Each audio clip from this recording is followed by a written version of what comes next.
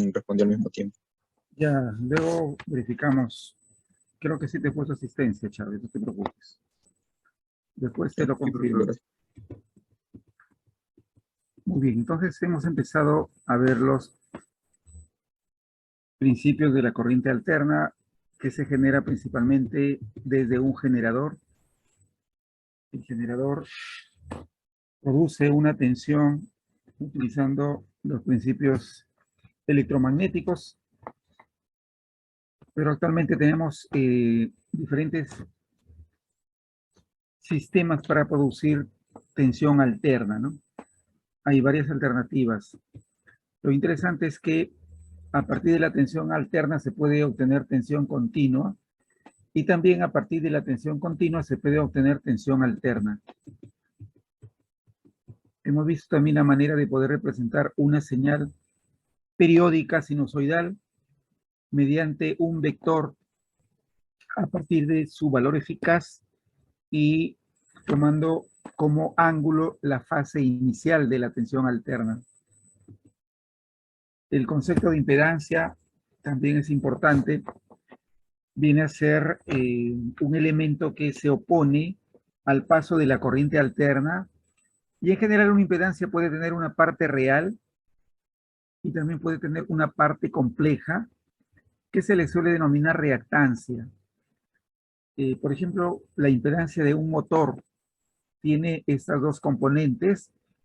La parte resistiva tiene que ver con la resistividad que presenta el conductor, que forma parte del motor, y la reactancia tiene que ver con el efecto inductivo que se genera al estar este conductor formando unas bobinas en una parte interna del motor. Se genera ahí el efecto de una bobina, y también entre dos espiras se forma una especie de capacidad. Entonces los motores tienen en general una impedancia. Hemos visto también unos circuitos básicos donde hemos analizado mediante unas ecuaciones que cuando la carga es un elemento resistivo, no hay desfasaje entre el voltaje en los extremos de la carga de la resistencia y la corriente que fluye por ahí. Eso siempre ocurre cuando tenemos un elemento resistivo. En cambio, cuando tenemos un elemento inductivo, una bobina, el voltaje que hay entre los extremos de la bobina y la corriente que fluye se desfasan, y ese ángulo es de 90 grados, y la corriente es la que se desfasa, no se atrasa. Entonces, en un elemento inductivo siempre la corriente va a estar en atraso. Cuando la carga es un condensador, también se produce un desfasaje que es de 90 grados, y en este caso la corriente es la que más bien se adelanta, ¿no? Es la que primero alcanza su valor pico y después la tensión. Una impedancia en general puede tener entonces una parte real y una reactancia.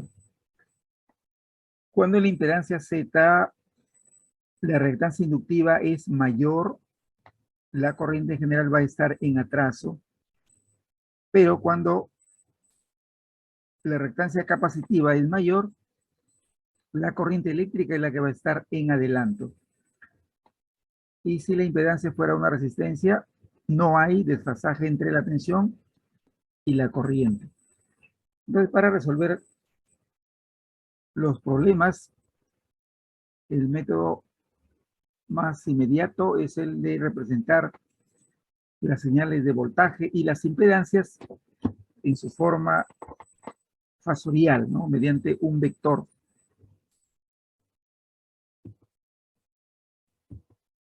También calculamos la reactancia o la impedancia equivalente de un circuito cuando se tenía estos tres elementos en serie, ¿no?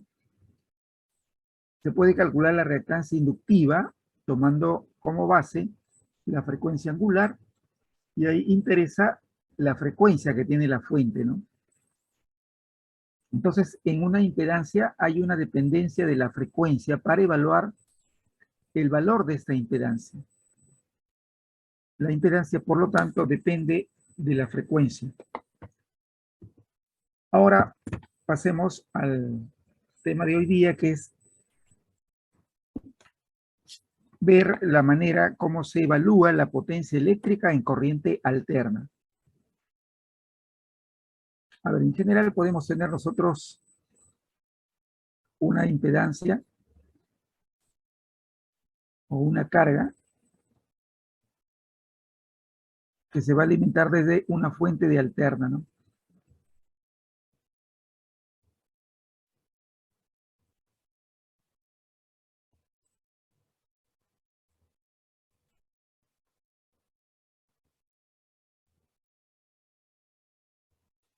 A ver, acá tenemos una fuente de alterna.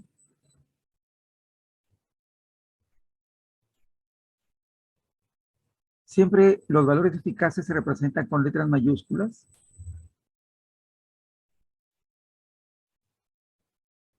Entonces tenemos esta impedancia Z, esta fuente que tiene un valor eficaz B, una frecuencia, digamos, de 60 Hz y una fase inicial de 0 grados. Siempre se especifica el valor eficaz de la fuente de AC, el valor RMS. Para analizar la potencia eléctrica en esta impedancia, vamos a asumir que el valor instantáneo de la corriente sea esto.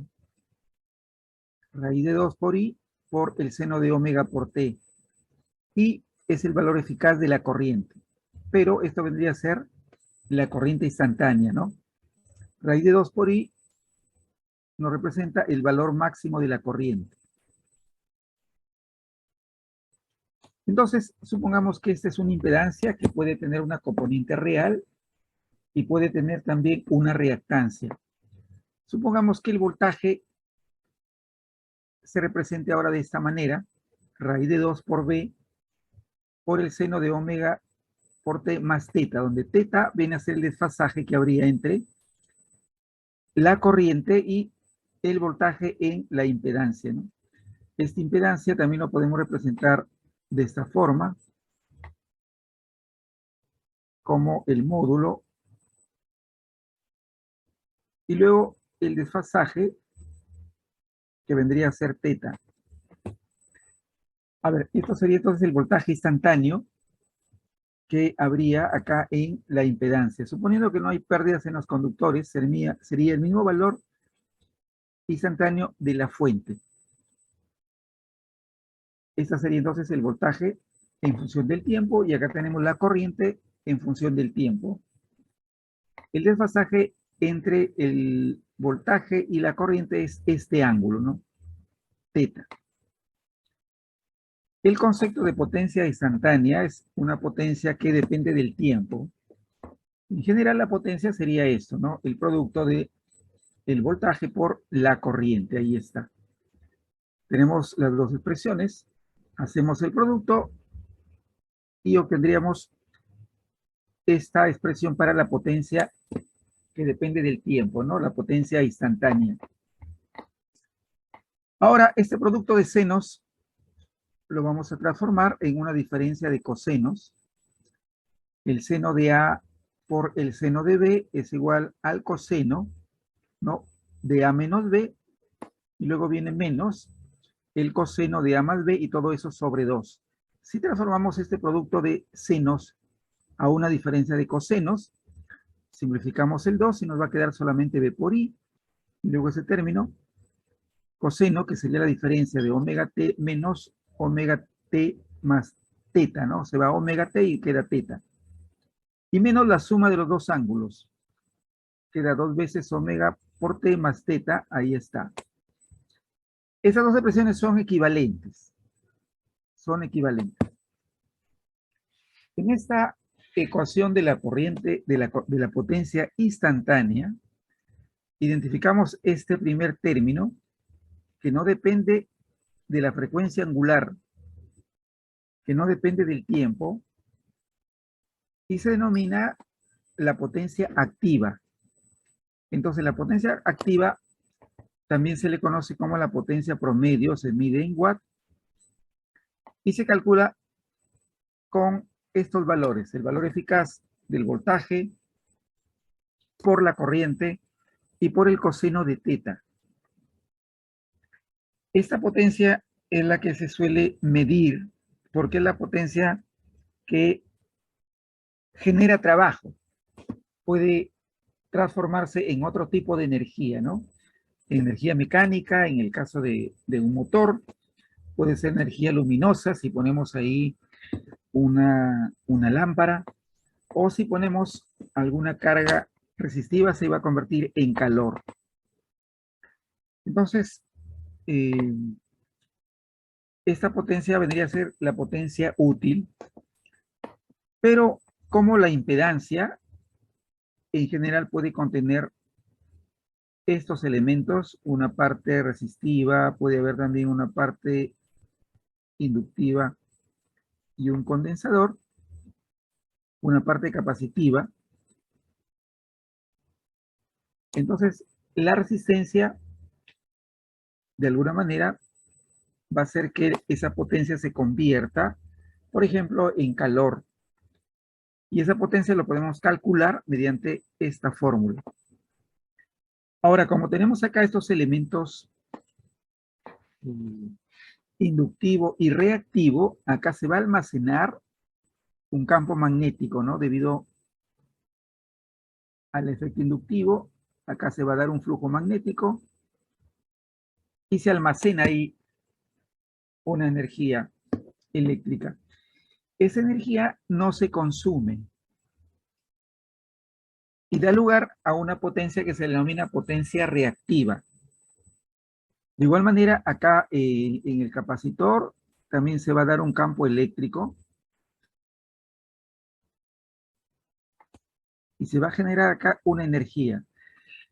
Estos dos elementos que observan acá originan una potencia que no se consume y que se denomina potencia reactiva. Entonces, cada vez que pongamos una impedancia en una fuente de alterna, esa impedancia puede tener estos elementos inductivo, capacitivo y van a generar esta potencia llamada reactiva, que como no es una potencia útil, no genera trabajo, no se transforma en otro tipo de energía,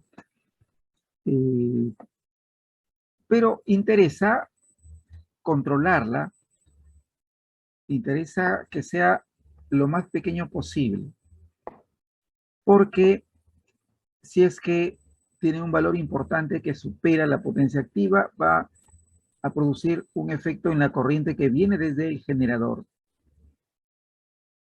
Esa corriente de alguna manera va a incrementarse. Entonces, la potencia activa es la que genera trabajo, pero la impedancia, si tiene estos elementos, va a generar una potencia reactiva que puede estar fluyendo entre estos dos elementos o también volver al generador. Y así va a estar fluyendo en el circuito que es alimentado por el generador. Entonces hay algunos métodos que se usan para poder reducir la potencia reactiva. Como no genera trabajo, interesa controlarla, porque si no, se va va a tener un efecto en un incremento en la corriente que exige la impedancia al generador. Bien, entonces, esta es la potencia, la expresión de la potencia instantánea. Este término viene a ser la potencia activa.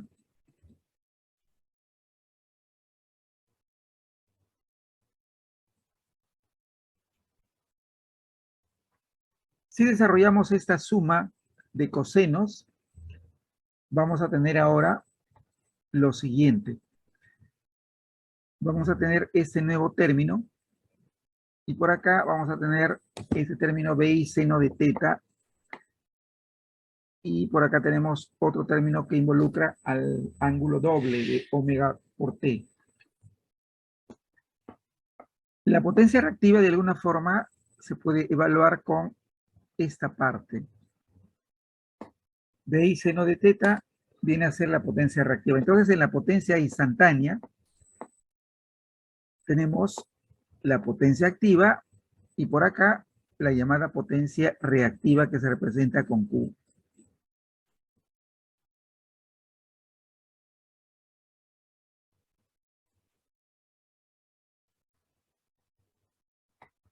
Ambos términos forman parte de la expresión de la potencia en cualquier instante, ¿no? La potencia activa y la potencia reactiva.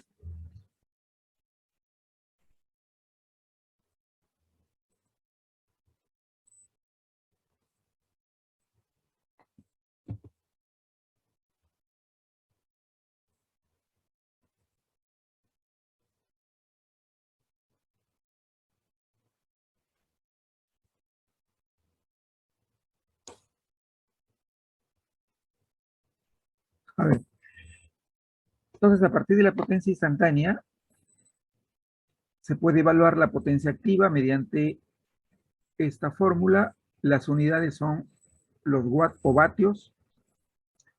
El término coseno de teta se denomina factor de potencia,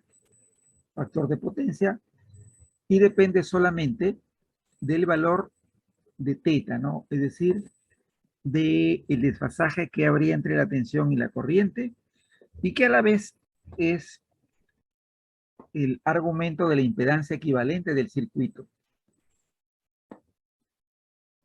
Luego tenemos la potencia reactiva, que es esto, el producto de B por I por el seno de teta, y las unidades para expresar la potencia reactiva se denomina volt ampere reactivo o simplemente VAR o bar.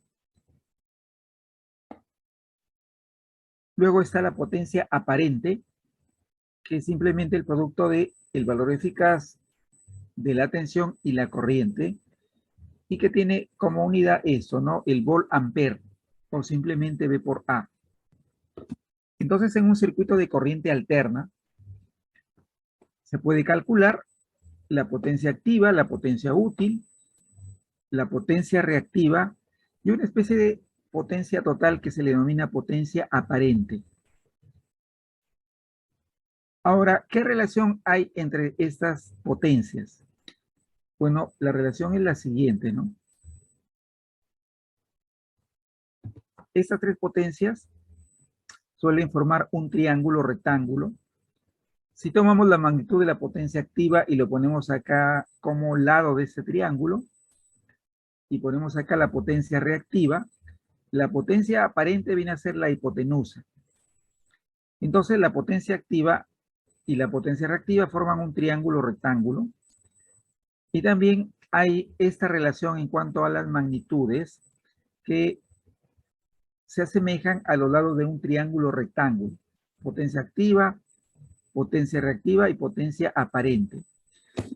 Y este ángulo teta viene a ser el ángulo que forma el lado que nos representa la potencia activa con la potencia aparente.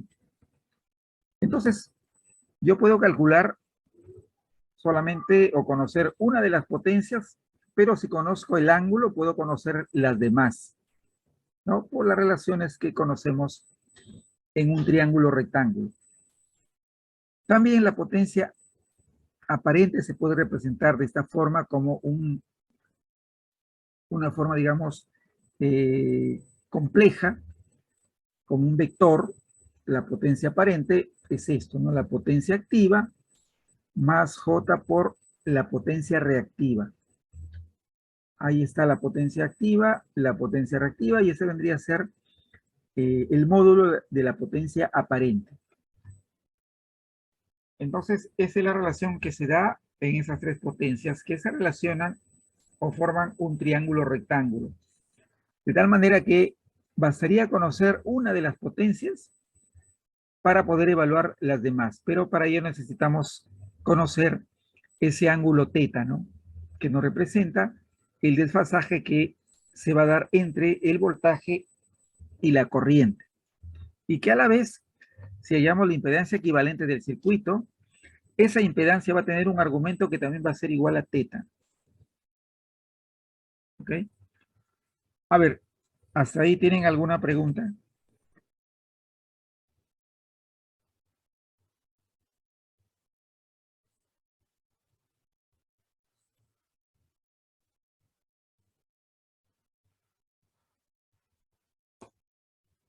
Muy bien, entonces deben estar calculando sus preguntas, o en todo caso no hay preguntas. A ver, vamos a ver ahora algunos ejercicios para aplicar estas fórmulas. A ver, veamos esta primera aplicación. Tenemos una instalación que está conectada a la red eléctrica. Esta instalación puede representarse con una impedancia Z. Se conoce que en esta impedancia se consume una potencia de 820 kilowatts. Se conoce el factor de potencia que es 0.8 y es un factor de potencia denominado inductivo. Suponiendo que la red eléctrica suministra una tensión de 380 voltios eficaces a 50 Hz, se pide calcular la intensidad de la corriente I mayúscula. Entonces, en este circuito,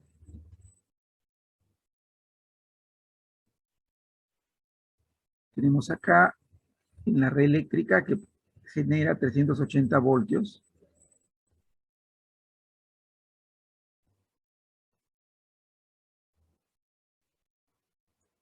Estos son, ese es el valor eficaz o valor RMS.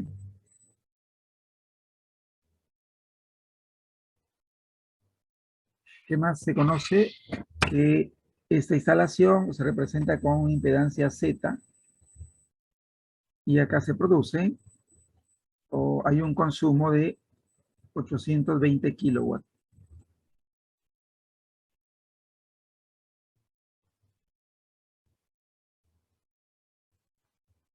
El factor de potencia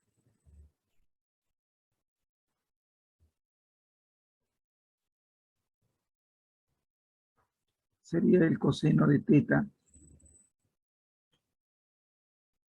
Con esa información hay que calcular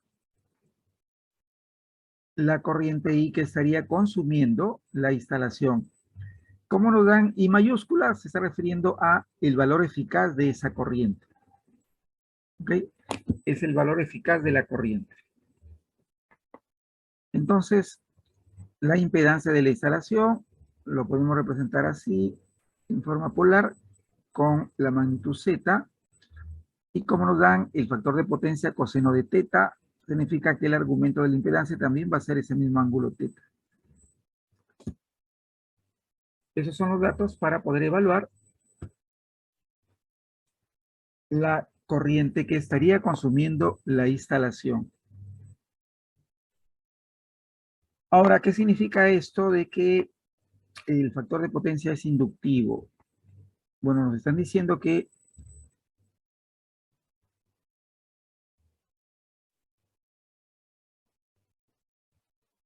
en esta impedancia Z, la reactancia inductiva es mayor que la reactancia capacitiva que tiene la impedancia. Entonces, cuando ello ocurre, esta es una impedancia de tipo inductivo. ¿Y eso qué significa? Que en este caso la corriente va a estar en atraso. Si dibujamos la tensión en la impedancia, vamos a poner así B sub Z como vector. Como es una impedancia de tipo inductivo, significa que la corriente va a estar en atraso. Hay que dibujarlo por acá debajo. Por acá tendríamos la corriente en la impedancia. ¿Okay? Y el ángulo vendría a ser ese ángulo teta.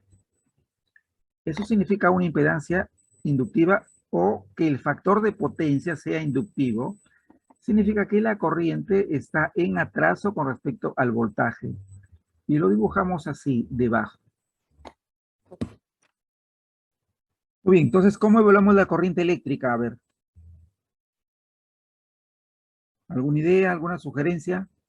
Profesor, la potencia consumida es igual a la potencia activa y eso es Muy igual al voltaje eficaz por la intensidad eficaz por el factor exacto, de potencia.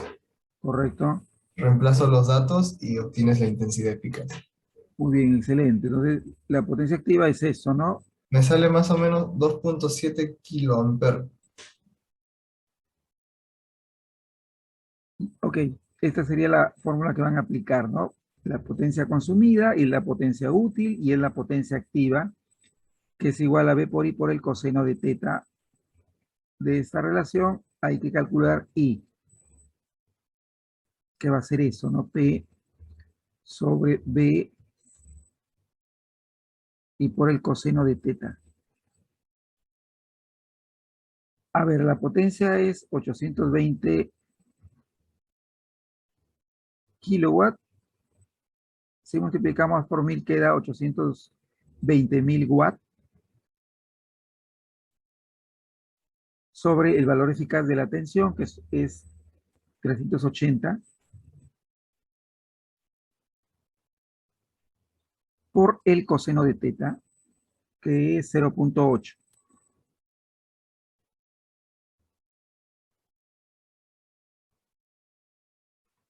A ver, se hacen operaciones y de ahí nos sale una corriente de ¿cuánto? 2000. 2697,37 amperios. Ok, 2697.37 amperios. Esa vendría a ser la corriente que consume la instalación.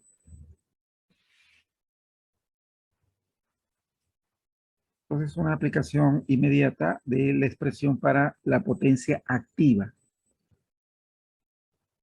Muy bien, entonces veamos ahora el siguiente ejercicio.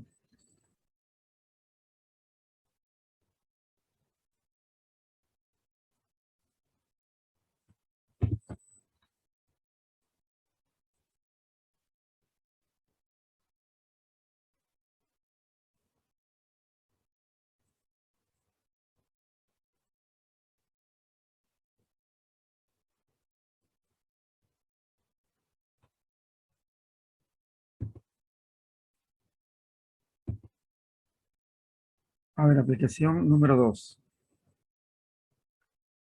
A ver, tenemos ahí un esquema que muestra una fábrica, la cual tiene los siguientes elementos. Tiene una resistencia de calefacción, tiene un motor, ambos están en paralelo y están conectados a una fuente de AC, una fuente de alterna. A ver, ¿qué se sabe? El voltaje, la tensión en la red es 380. Nos dice la potencia consumida por la resistencia es 300 kilowatts y la potencia que consume el motor son 200 kilowatts. Además nos dicen que el motor tiene un factor de potencia de 0,8 y es inductivo. ¿Qué se pide? Se pide calcular la potencia activa, la potencia reactiva y la potencia aparente para cada una de las cargas, para la resistencia y para el motor. Luego se pide calcular el factor de potencia del conjunto, ¿no? El factor de potencia total, es decir, considerando la resistencia y al motor. Y luego nos piden calcular el valor de esa resistencia y la impedancia que tiene el motor. También calcular la corriente que se consume, ¿no? Tenemos acá la red y tenemos la fábrica que tiene tiene este valor para una carga, ¿no? De un motor y una resistencia de calefacción. Hasta ahí, eso de si eliminamos la resistencia, eso lo dejamos para después. Hasta acá.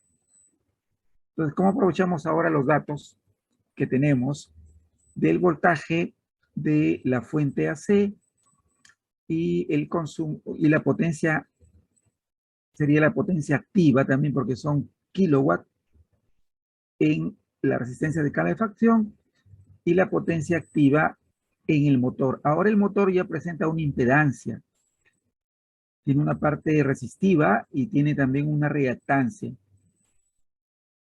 Y la potencia justamente activa tiene que ver con ese elemento resistivo que tiene la impedancia del motor. Hay que evaluar entonces la potencia en cada uno de los elementos, tanto en la resistencia como en el motor. A ver, ¿cómo calculamos las potencias en cada una de las cargas?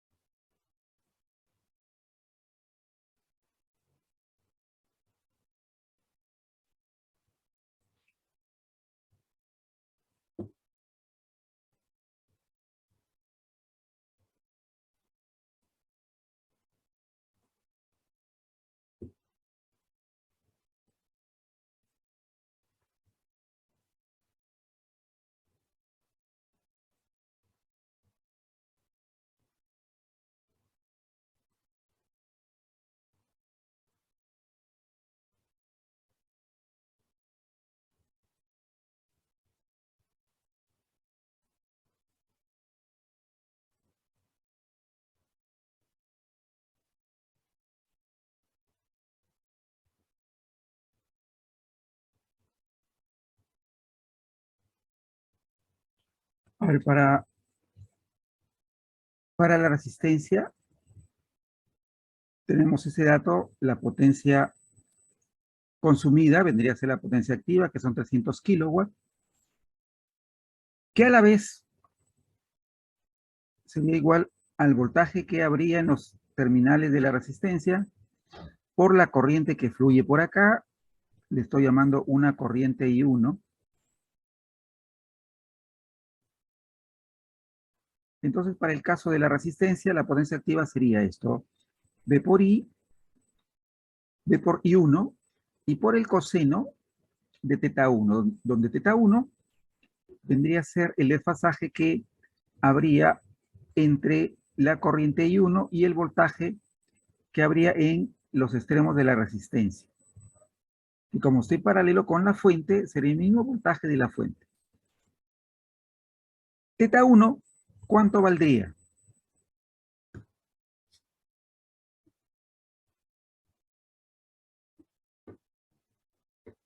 Entonces ahí nos acordamos de la teoría, ¿no? Como Cero tenemos un grados. elemento resistivo, no hay desfasaje entre la tensión y la corriente. No existe desfasaje.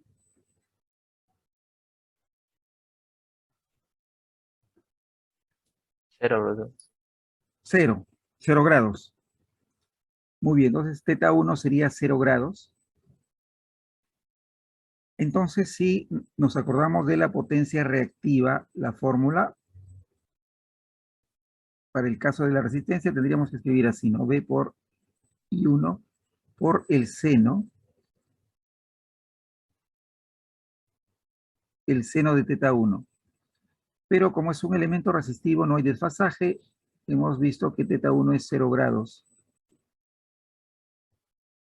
Si reemplazamos acá, anula esto y la potencia reactiva sería igual a 0.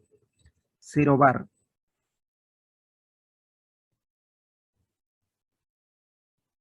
Eso ocurre cuando tenemos un elemento que es resistivo, que no se genera potencia reactiva, o en otras palabras, la potencia reactiva es igual a 0.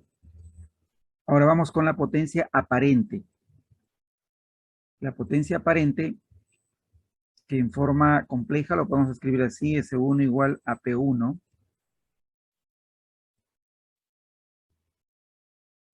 más J Q1.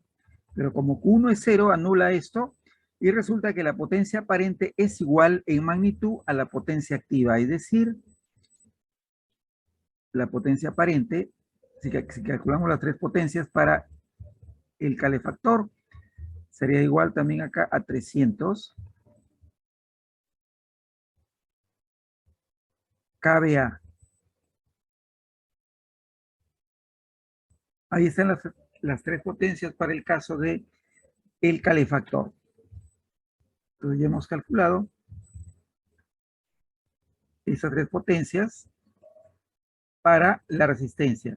Ahora nos queda el motor. ¿Ok? Nos queda el motor. A ver, ¿hasta ahí tienen alguna pregunta?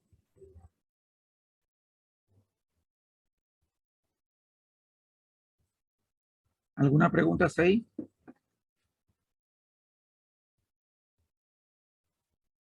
Profesor, entonces ese dato de factor de potencia solamente está para el motor, ¿no? Sí. Ok. Entonces ahora vamos con el motor.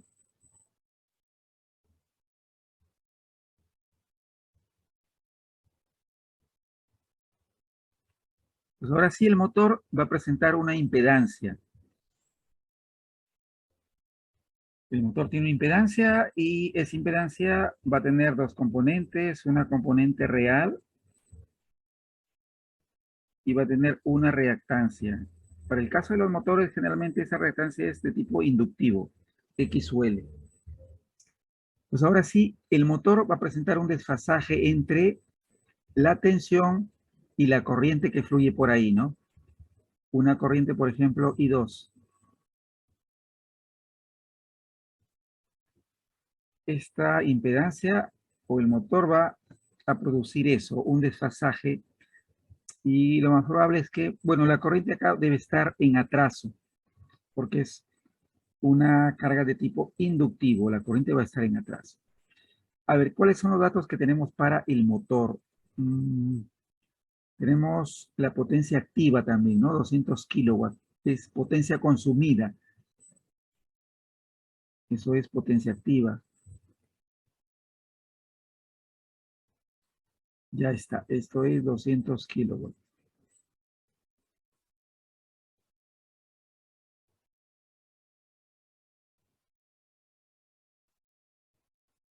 Ahí está.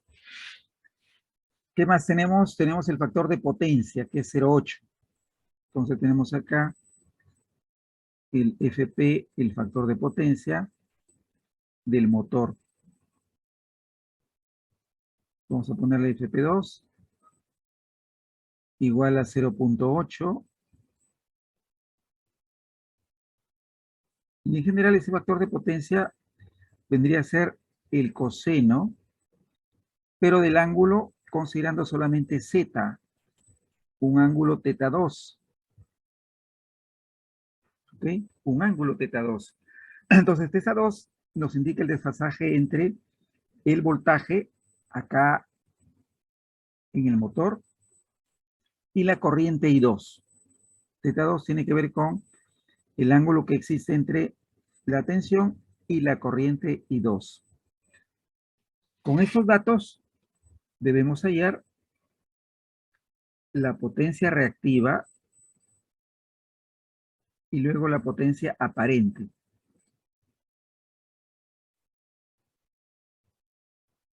La potencia aparente, es decir, la potencia S2.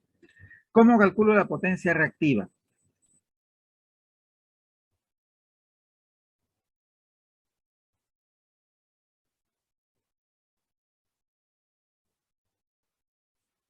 ¿Cómo calcularía la potencia reactiva? Sería V por I2 por seno de θ2. ¿Cuánto valdría el seno de θ2? 0,6. 0,6. ¿Cómo lo hallaste? Bueno, en este caso el 0,8 coseno de θ2 es un ángulo conocido, que en este ¿Ya? caso sería 37 grados. Entonces el seno sería 3/5, 0,6. Ok. Listo, está bien. Entonces, aprovechando el dato del factor de potencia, me están dando coseno de teta 2 igual a 0,8. Puedo hallar teta 2 y a partir de ahí hallo el seno de teta 2 y por lo tanto podría calcular,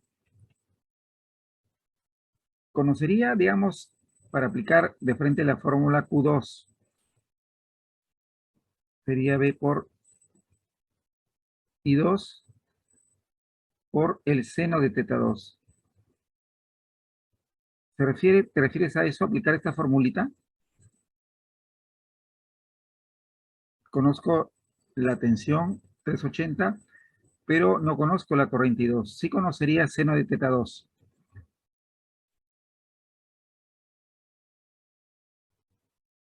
Profe, primero sería hallar I2. ¿Cómo hallaríamos I2? ¿Cómo hallaríamos I2? Profesor, sería con Con la la potencia potencia activa. consumida, Ujú. porque el dato que te dan es la potencia activa, y ese es VI por el coseno de teta o el factor de potencia. Ya, Y el valor, el voltaje eficaz entre los extremos de la impedancia, en este caso el motor, es el mismo que el de la fuente. Entonces tienes ese valor, y el factor de potencia te lo dan de dato. ya. Ok. O también todo esto se puede resumir a lo siguiente, ¿no? Yo me acuerdo que acá en el motor, las tres potencias del motor forman también un triángulo.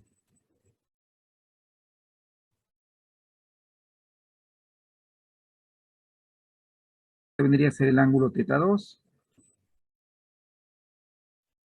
Se conoce la potencia activa P2, que es dato.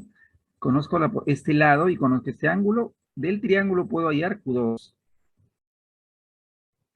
Que tendría que aplicar el seno, ¿no? No, la tangente, ¿no? Tangente de teta 2 sería Q2 sobre P2. Por lo tanto, Q2 sería P2 por la tangente de teta 2. Y conocería Q2. Conociendo ahora los dos lados del triángulo, puedo hallar la hipotenusa o la potencia aparente. También sería otra forma, ¿no? Recordando que para el motor, las tres potencias también forman un triángulo rectángulo.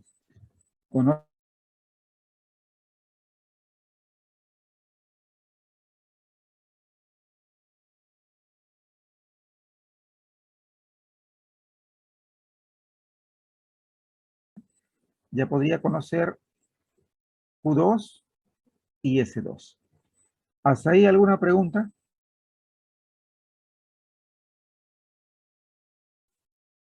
Ya respondí esta parte.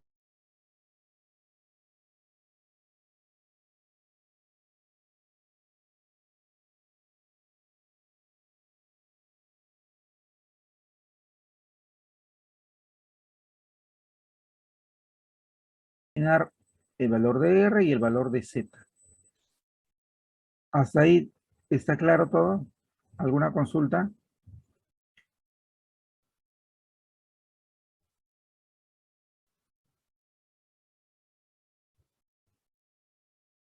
Ya. Profesor, la potencia aparente siempre se muestra como lo está haciendo ahí de esa forma, P más J, P más JQ.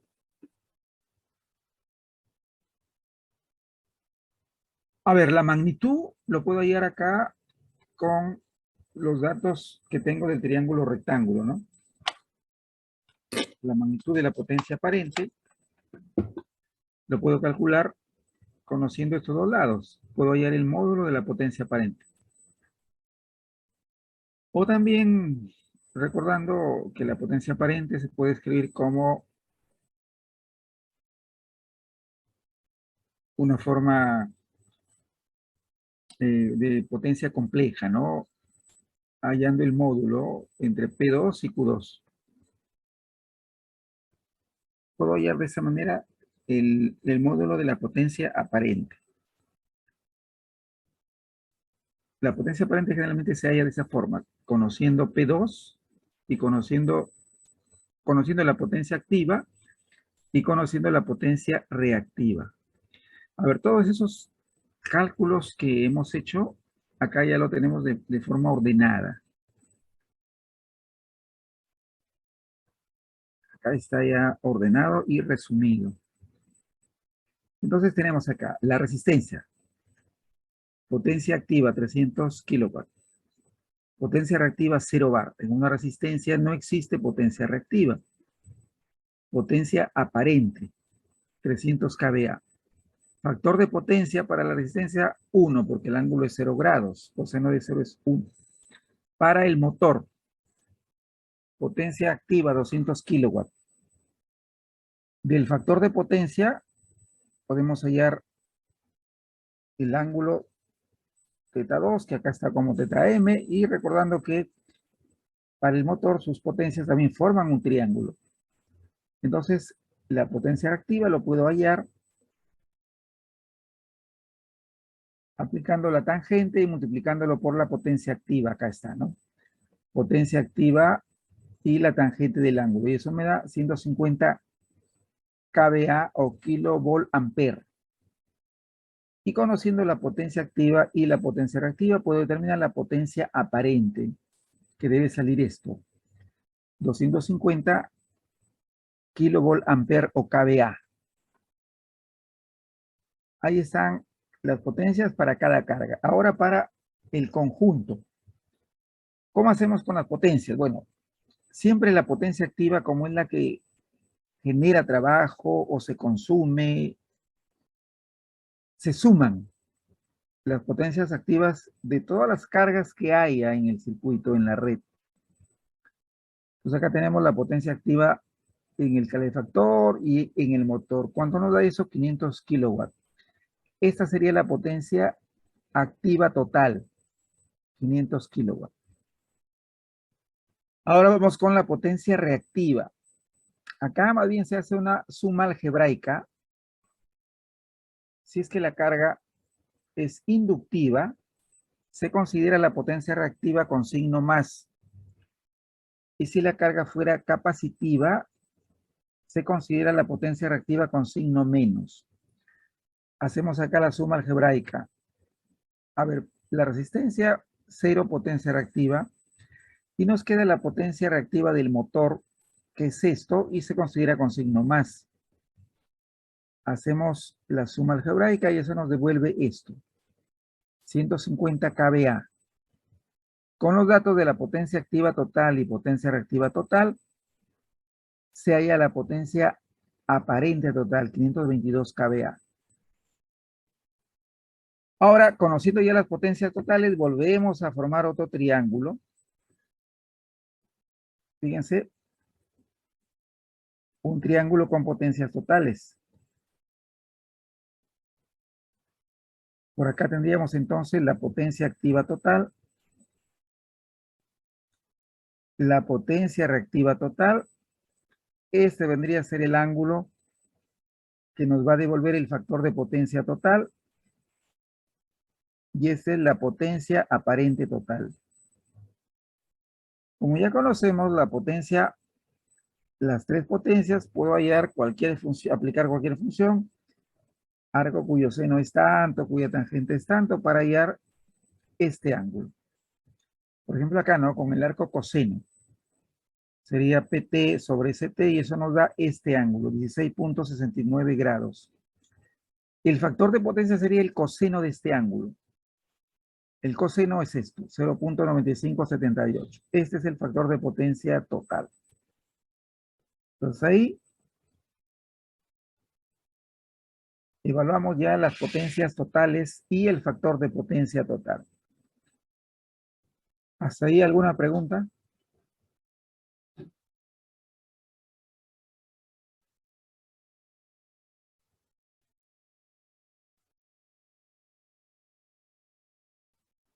Listo.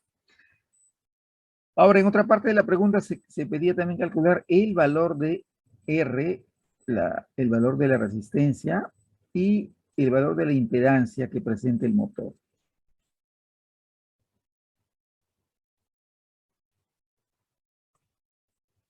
Entonces, la manera de hallar R es aprovechando el voltaje que hay entre sus terminales, como está en paralelo con la fuente, conoceríamos ya el voltaje que habría en la resistencia y nos faltaría conocer la corriente I1.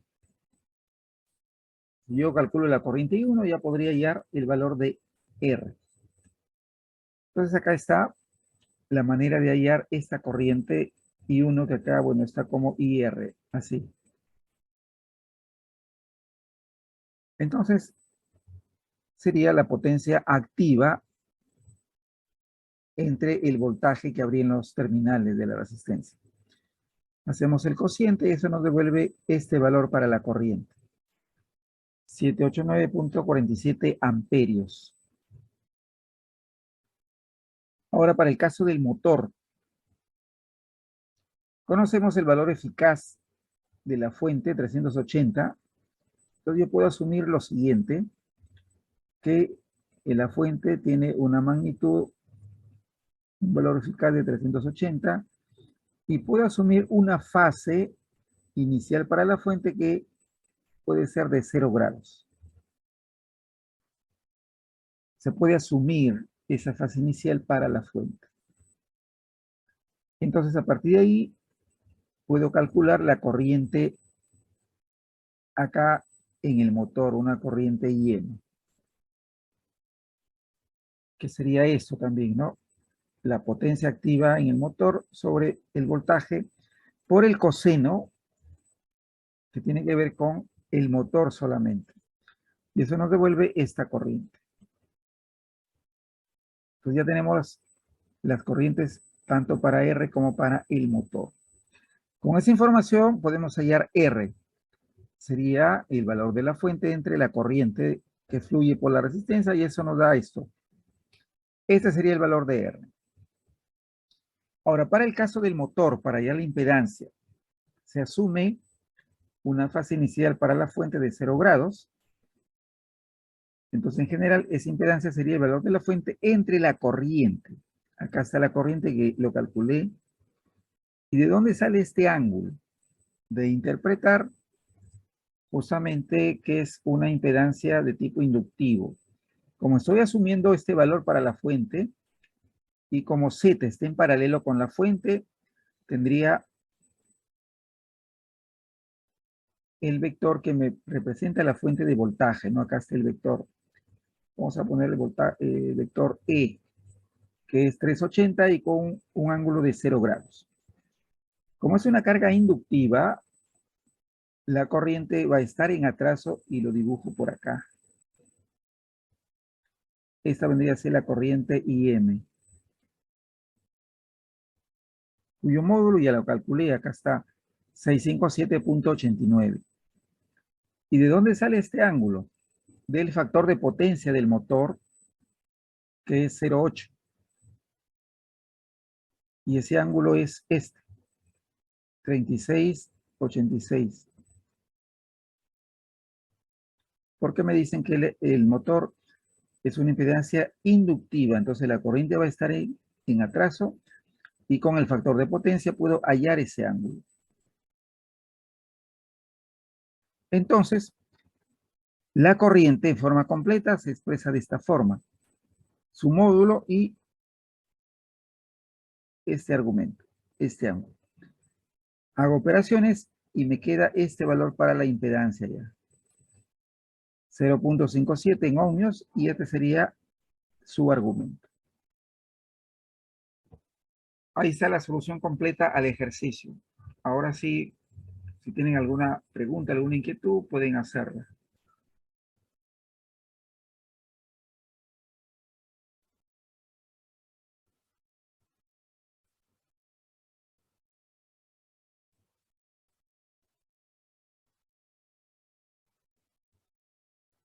A ver, ¿alguna pregunta?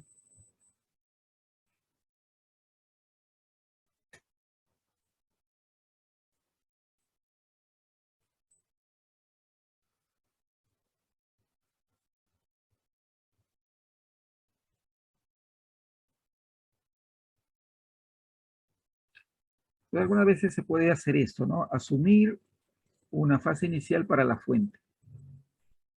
Cuando no se indique no se dé el dato de la fase inicial, se puede asumir. Y a partir de ahí podemos calcular argumentos para tensiones y corrientes.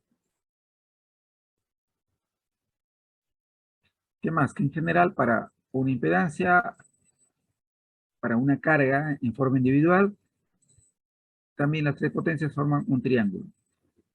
Y cuando queremos hallar una impedancia total o el factor de potencia total, podemos hacer esto, calcular las potencias totales activa y reactiva, y con esa información podemos determinar una potencia, bueno, conoceríamos una potencia activa total, una potencia reactiva total, y conoceríamos este angulito que nos va a dar el factor de potencia total. Siempre el factor de potencia se calcula con ese triángulo de potencias totales.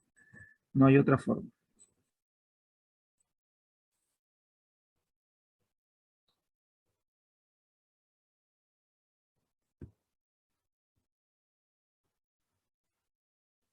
¿Alguna pregunta, jóvenes?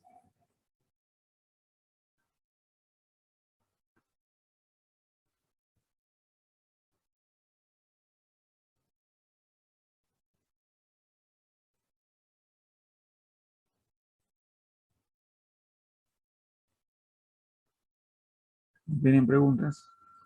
¿Están Profesor, meditando? Dime. disculpe, ¿me podría repetir de dónde salió el ángulo de 36,86 grados? Sí. A ver, ese es un dato que se dio para el motor.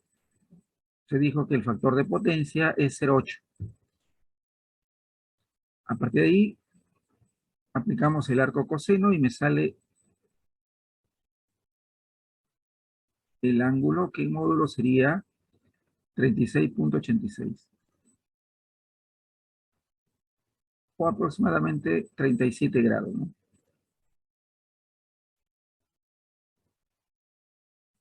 Listo. Ese ángulo sale del factor de potencia. Ahora me dicen que el motor presenta una impedancia de tipo inductivo.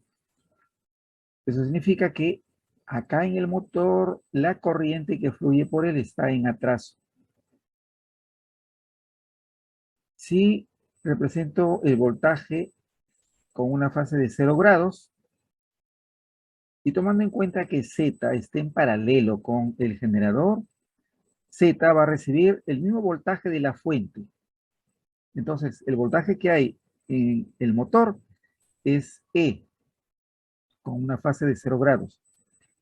Y como es una carga de tipo inductivo, la corriente por el motor está en atraso y lo dibujo debajo. ¿Y cuánto vale este ángulo? De acá lo sacamos porque me dan el factor de potencia del motor, que es 0,8. Y este ángulo teta, ¿qué me representa? Me representa el desfasaje entre el voltaje en el motor y la corriente por el motor. Eso es el factor de potencia. Me da el ángulo que representa el desfasaje o la separación que hay entre el voltaje y la corriente. Entonces, yo puedo ahora escribir la corriente como vector, porque su módulo, bueno, lo calcule acá, de la fórmula de la potencia activa. Y el problema ahora es hallar el ángulo. Entonces ya es interpretación del factor de potencia y de este ángulo. Y tomando en cuenta que es una carga inductiva y la corriente va a estar debajo, este ángulo es negativo para escribir la expresión de la corriente. Módulo y acá está el ángulo. Hacemos operaciones y restamos los ángulos y me queda finalmente la impedancia con módulo y argumento. Entonces el ángulo sale del factor de potencia que me dan como dato para el motor. De ahí sale.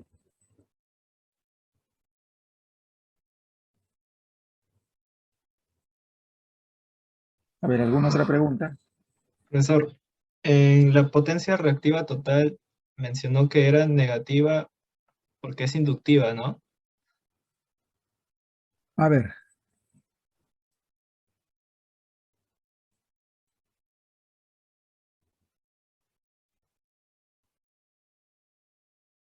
yo tengo acá una carga con una impedancia Z. Si esta carga es de tipo inductivo. ¿Cómo interpreto la potencia reactiva? Como más Q. Si esta carga fuera más bien de tipo capacitivo, ¿cómo interpreto la potencia reactiva? ¿Con qué signo? Con menos Q.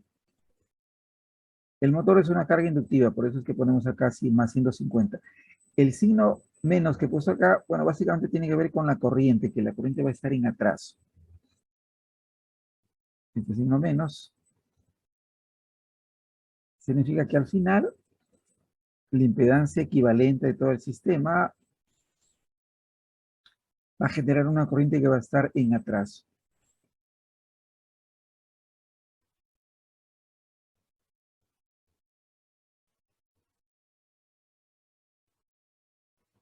Pero esto de acá es lo que deben recordar más bien.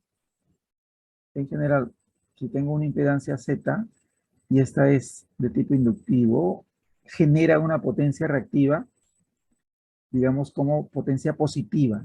Ahí está. Potencia reactiva positiva. Pero si esa impedancia fuera un condensador, genera una potencia reactiva negativa y lo ponemos así con signo menos. Porque acá podemos tener más cargas que generan potencia reactiva. Si es inductiva hay que ponerlo como más Q, pero si fuera un condensador como menos Q. Y luego podemos hacer una suma algebraica de todo el sistema. ¿Ya? Ya, entonces a medida que hagamos más ejercicios van a ir asimilando todos estos conceptos. No se hagan bolas. Lo importante es que por ahora recuerden esto, la relación entre las tres potencias, el concepto del factor de potencia y del ángulo que me indica desfasaje entre la tensión y la corriente. Ya con esto es suficiente. Pasemos ahora al siguiente ejercicio.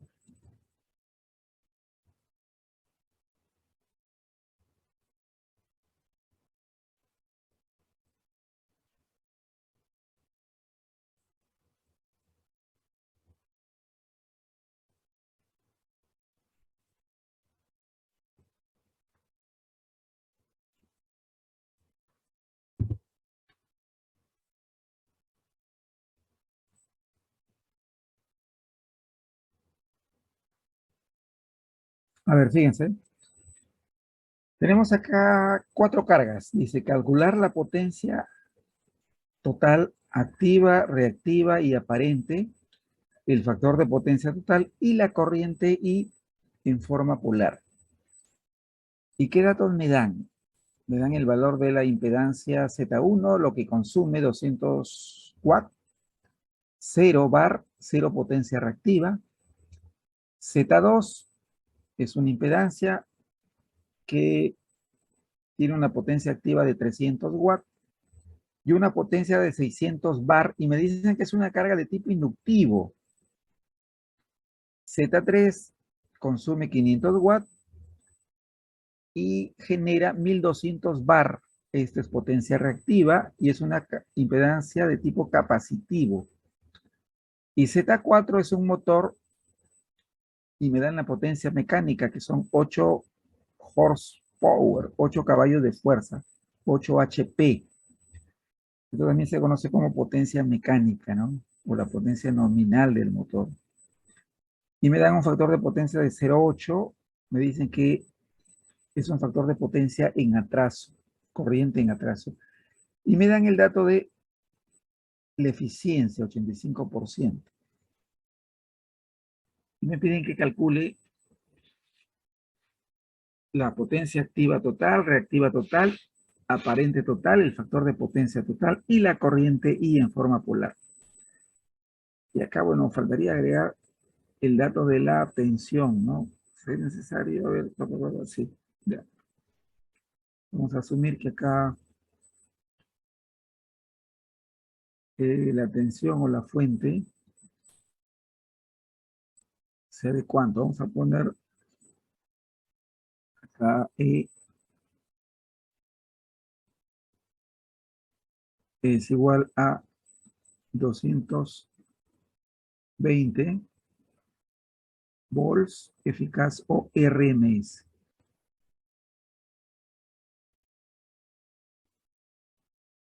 Listo. Entonces acá para el motor ya aparece este dato de la eficiencia y aparece este dato de HP. No me dan, por ejemplo, directamente potencia activa, ¿no? Como en el caso anterior. Acá no me dan potencia activa, me dan más bien una potencia mecánica. Y me dan la eficiencia. En general, ¿qué cosa es la eficiencia?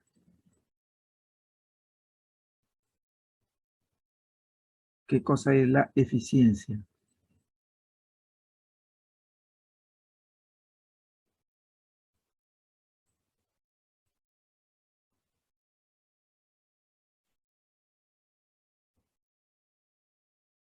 A ver, ¿quién recuerda qué es la eficiencia?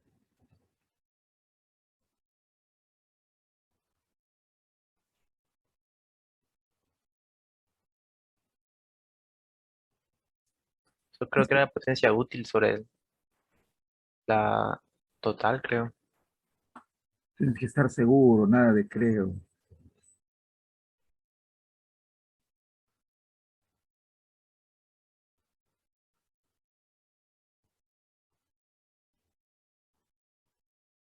A ver, si yo tengo un sistema y a este sistema le aplico una potencia de entrada, voy a obtener una potencia de salida.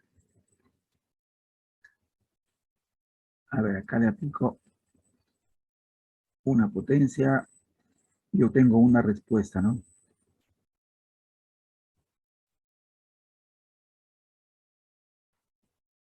Podría ser que yo aplique, por ejemplo, potencia activa y genero potencia mecánica. Esta va a ser la potencia de salida PO. Entonces la eficiencia es simplemente la relación de la potencia de la salida entre la potencia de entrada.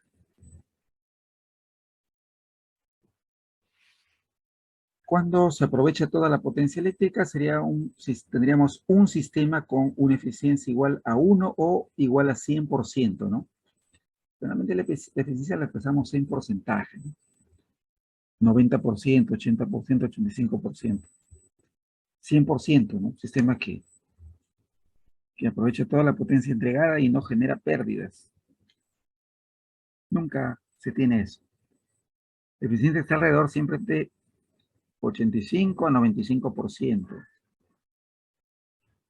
¿Sí?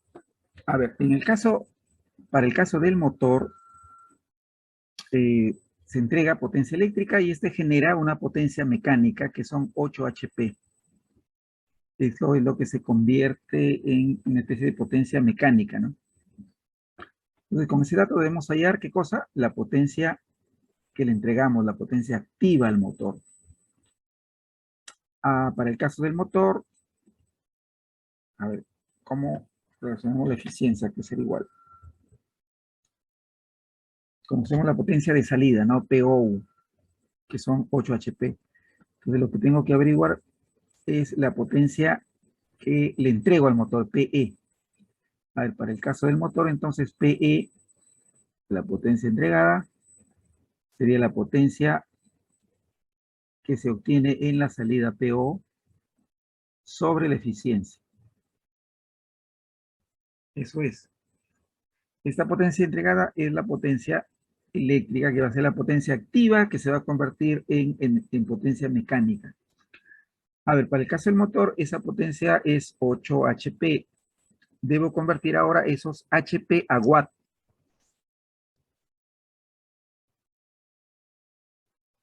Entonces recuerdo que un HP, un caballo de fuerza, equivale a cuántos watts. A ver, ¿quién me dice un HP a cuántos watts equivale?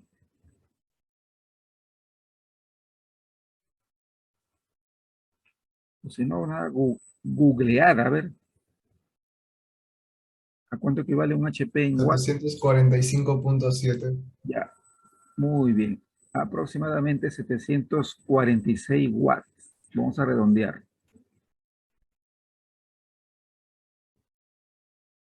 Ahí está. Entonces, calculamos la potencia entregada Sería 8 HP por 746. Y ya lo tendríamos en watt. Y todo eso entre N, que es 0,85. Ahí está, 0,85. Entonces, de esa forma calculamos la potencia activa para el caso del motor. Vamos a llamar la potencia P4.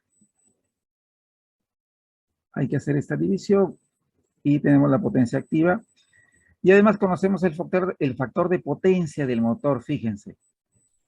Formamos el triangulito y para el caso del motor podemos hallar la potencia reactiva Q4. Ya está. Ya tendríamos completos los datos para Z4. A ver, hagan esta operación y me dicen cuánto es la potencia activa que se le entrega al motor.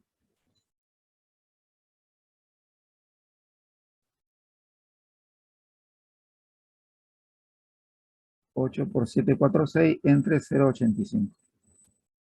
7021.2. 7021. Sí, brother, punto 2. Ok. 7021.2 watts. Listo. Ahora, con ese dato calculamos la potencia reactiva para el motor, que sería la potencia activa por la tangente. Ahí está P4. Por la tangente vamos a poner del ángulo, ¿no? Que lo tenemos a partir del factor de potencia, vamos a ponerle θ4.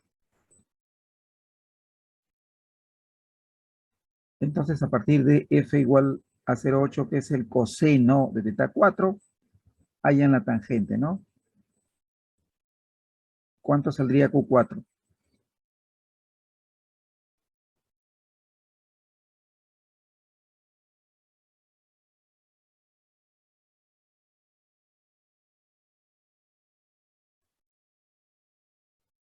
A ver, calculen. 5265.9. Ya, 5200. 65.9. 75.9. ¿Qué unidades? Watts. Ah, no, perdón. No, sí, sí. Bar Simpson, ¿no? Bar Sí, Simpson. verdad. Bar Simpson, ahí está. 5265.9 bar. Entonces ya tenemos lo que nos interesa, la potencia activa en el motor y la potencia reactiva también en el motor. Entonces ya podemos hallar la potencia activa total. A ver, la potencia activa total. Entonces, con estos datos, la potencia activa total, todas las potencias activas se suman, porque es lo que se consume. A ver, por acá tenemos 250.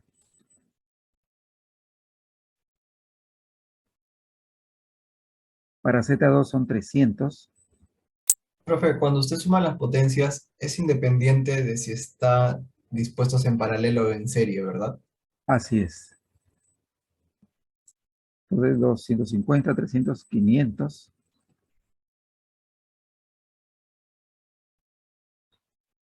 Y ahora para Z4, que es 7021.2.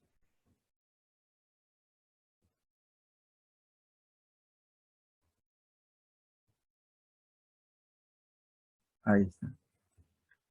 Todo eso es la potencia activa total. Y esto va a salir en watt. Listo. Luego haríamos calcularíamos la potencia reactiva total, ¿no? El QT. A ver, esta es la potencia total activa y esta es la potencia reactiva total. Por acá, 0 bar. Por acá, 600 bar y es una carga inductiva. Ahí la potencia reactiva hay que considerarlo con signo más. Sería más 600. Ahora para Z3 son 1200 bar y es una impedancia de tipo capacitivo. Acá la potencia reactiva es negativa.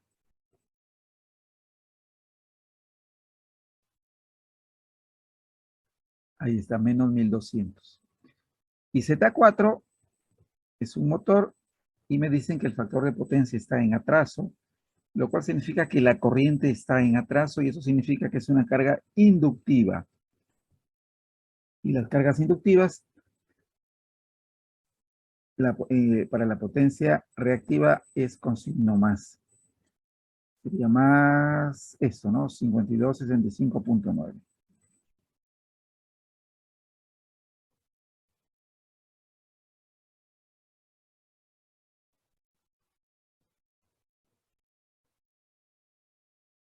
Ahí está.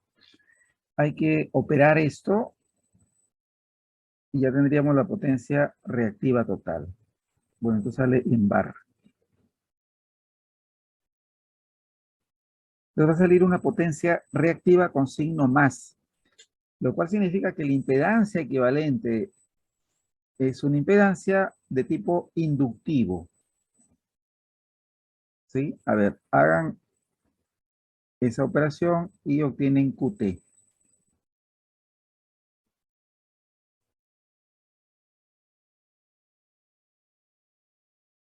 A ver, ¿cuánto sale?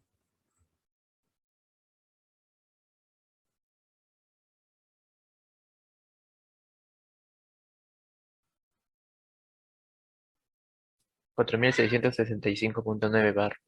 Listo.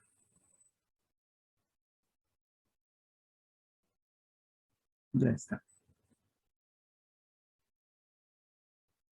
4000, ¿cuánto? 4665.9 bar.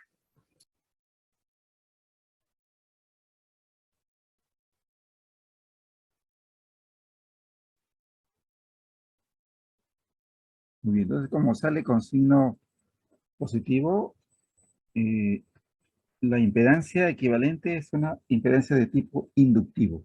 Entonces ya está, ¿no? Ya hemos hallado la potencia activa total, reactiva total y la aparente. Bueno, nos acordamos que forman un triángulo las potencias y hallamos el módulo, ¿no? Como hallar la hipotenusa de un triángulo. Ya está la potencia aparente. De igual manera, al formar ese triángulo, hallamos el coseno del ángulo que forma la potencia aparente con la potencia activa. Y eso nos da el factor de potencia total. Ya conoceríamos también, ya conocemos la potencia activa total, que sería el producto de la tensión por la corriente y por el coseno del factor de teta t, del factor de potencia total. Entonces ya podemos hallar la corriente. A ver, ustedes completen el ejercicio y quiero que completen y calculen lo que faltaría, ¿no? ¿Qué nos falta? La potencia aparente total, el factor de potencia total y el valor de la corriente. A ver, calculen eso, ¿ya? Todos calculen eso.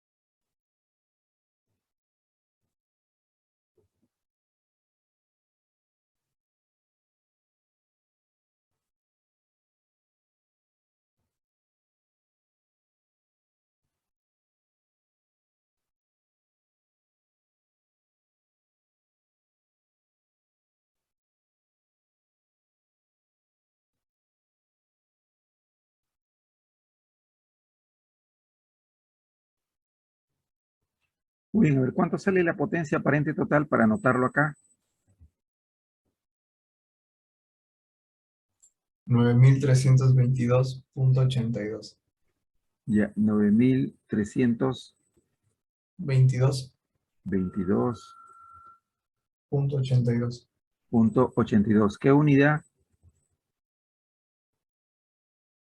No me acuerdo, o sea, disculpe. Volt ampere o simplemente VA. Ya, entonces para la activa son watt, para la reactiva son volt, ampere reactivo o bar, y para la aparente es volt, ampere o VA. Listo. Ahora el factor de potencia total, ¿cuánto sale? 0.87. 0.87.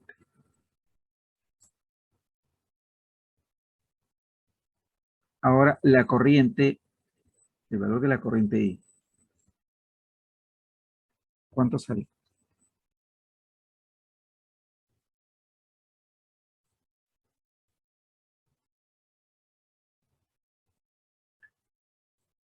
Pues ahí aplican esta formulita, ¿no? Conocen ya la potencia activa total, que es igual al valor de la fuente, que en este caso es E, por la corriente I, y por el coseno del ángulo total. Conocen la potencia total, la fuente, y acá despejan I, porque ya conocen el factor de potencia total. De acá es donde pueden hallar el valor de la corriente I. Y ahí se termina el ejercicio. ¿Preguntas? Pues deben anotar esto, tomarle una foto, capturar la pantalla, ¿no? Para recordar la relación de la eficiencia, ¿no?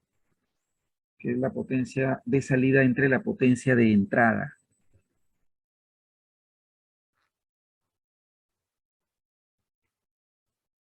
Y luego la interpretación de la potencia reactiva. Cuando es una carga de tipo inductivo, es una potencia reactiva positiva. Y cuando la impedancia se debe a la presencia de un capacitor o condensador, es una potencia reactiva negativa. Entonces el condensador genera potencia reactiva negativa. Y una inductancia genera potencia reactiva positiva. Profe, la intensidad me sale 42.17 amperes. Ok, 42.17 amperios.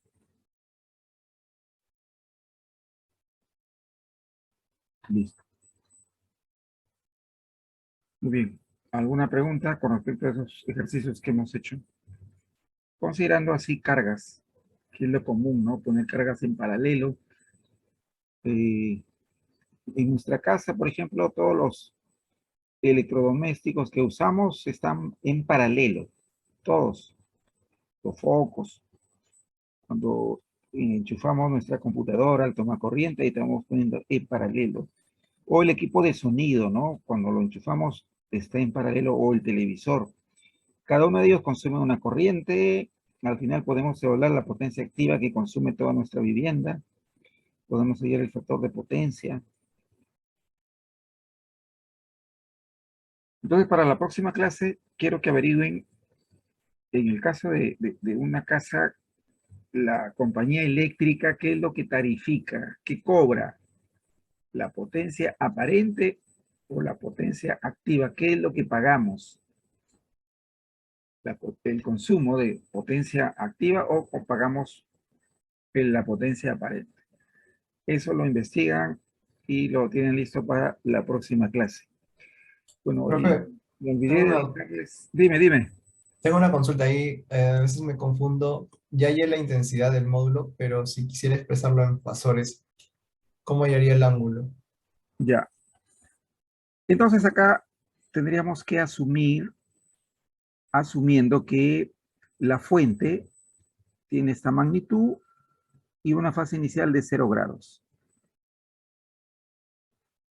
Como he calculado el factor de potencia y además hay Q resultante y me sale así con signo más, eso significa que el efecto que tienen las cuatro impedancias es de tipo inductivo. Entonces, si este vector me representa la fuente de tensión y he evaluado que la impedancia equivalente es de tipo inductivo y en ese caso la corriente se atrasa, va a estar por acá. Así dibujaría la corriente I. Como ya calculé el coseno, el factor de potencia, puedo hallar el ángulo. Y como ya he deducido que es una carga equivalente de tipo inductivo y la corriente está en atraso, este viene a ser el ángulo θ. Entonces ya podría escribir la expresión de la corriente, ¿no? En forma polar. Sería el módulo que es este que han calculado 42.17.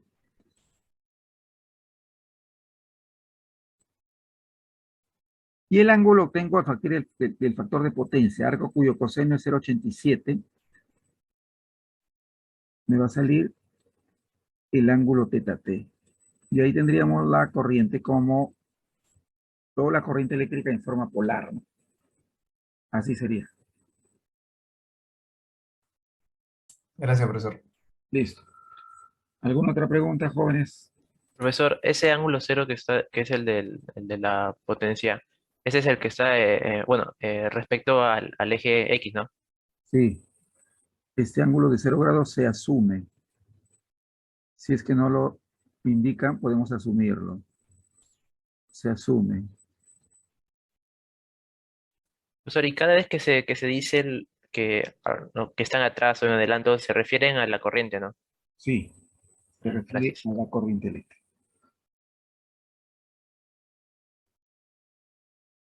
Muy bien. ¿Ya formaron sus grupos de trabajo?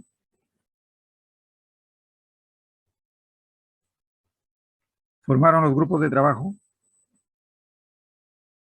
Bueno, más tarde voy a enviar el trabajo que tiene que ver con la evaluación asíncrona y lo van a entregar en forma grupal.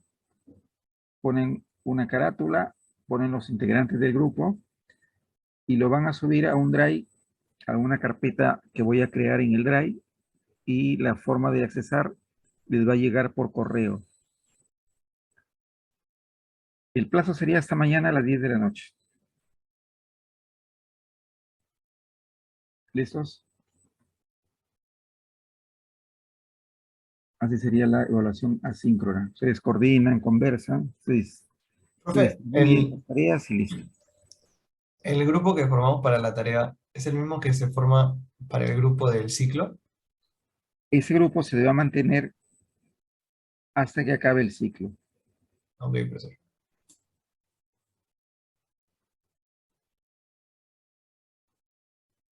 ¿Alguna otra consulta? Profesor, en el Mínimo, trabajo, la mínimo 2 carátula, integrantes y máximo 4. Pero ustedes son más de 30 ya. Máximo 5 y mínimo 2. Pero siempre procuren por lo menos trabajar 2, no en forma individual. ¿Ok? Mínimo 2, máximo 5.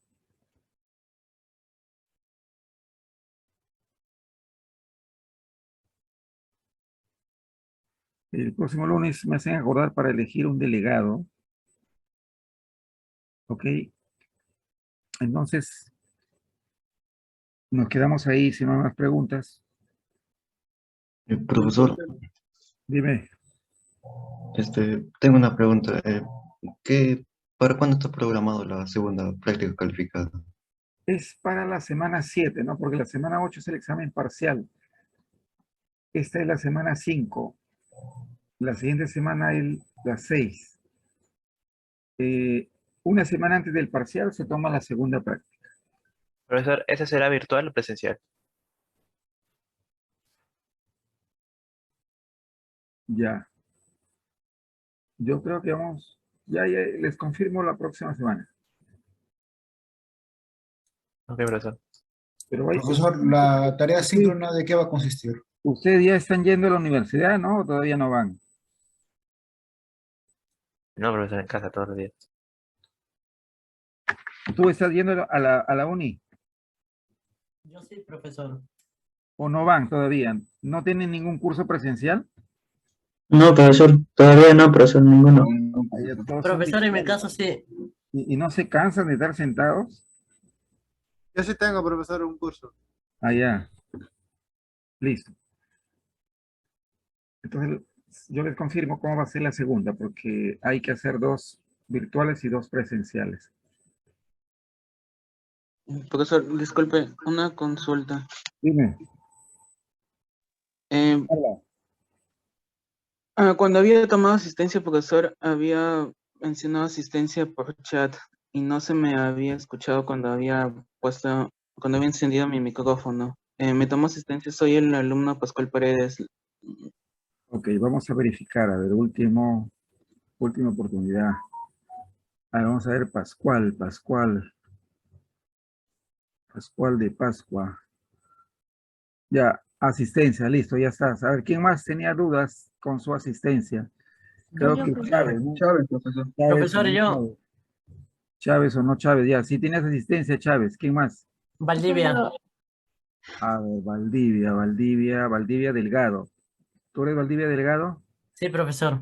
Dime tu código de alumno. 2019-2593J. Listo. Muy bien, ya, te puse asistencia. ¿Quién más? Vázquez Lule, profesor. Vázquez Lule. Su código de alumno. 2020-0281H. Muy bien, ya, asistencia.